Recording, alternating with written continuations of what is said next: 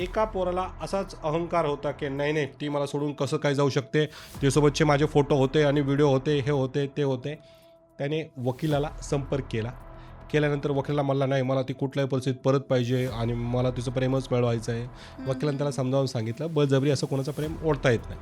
तो मला बरोबर. नाही माझ्याकडे व्हिडिओ आहेत, फोटो आहेत, हे आहेत, ते आहेत. वकील म्हणला हे तुझ्याच विरोधात जाईल, हे चुकीच्या गोष्टी नको वापरू. हं, हं, हं. मग त्याने काय केलं की त्या पोरीच्या होणाऱ्या नवऱ्याला फोन केला, माझ्याकडे फोटो आहेत, माझ्याकडे हे आहेत, माझ्याकडे ते आहे, ओके. नाही का असं असं आहे.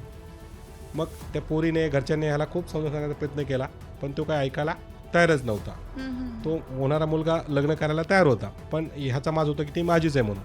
बरोबर. मग ह्याच पोरावर रेपची केस दाखल झाली, बलात्काराची केस झाली, ब्लॅकमेलिंगची केस झाली.